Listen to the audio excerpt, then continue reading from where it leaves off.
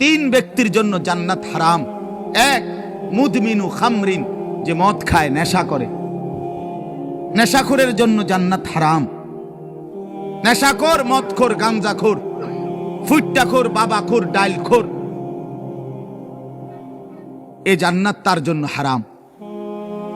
দুই নাম্বার হলো আকুল ওয়ালিদাইন, পিতা মাতার অবাধ্য সন্তান, মা বাপকে যে কষ্ট দেয়, মা বাপকে যে নাফরমানি করে, মা বাবার যে অকৃতজ্ঞ, মা বাবাকে যে জুলুম করলো, মা বাবার হক আদায় করলো না। আল্লাহ রাসূল সাল্লাল্লাহু আলাইহি ওয়াসাল্লাম বলেন জান্নাত তার জন্য হারাম। আর তিন নাম্বার, শুনতেছেন সবাই? সজাগ তো সবাই? তিন নাম্বার ওয়াদাইয়ুস, রাসূলুল্লাহ বলেন দাইয়ুসের জন্য জান্নাত হারাম। এখন প্রশ্ন হলো দাইয়ুস কে?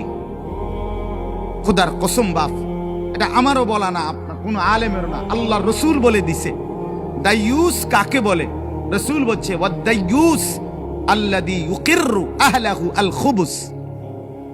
দাইয়ুস বলা হয় ওই পুরুষকে, ওই ব্যক্তিকে যে তার স্ত্রী সন্তান পরিজনের জন্য গুনাহ, অশ্লীলতা, নাফরমানিকে স্বীকৃতি দেয়, মেনে নেয়, গ্রহণ করে নিছে।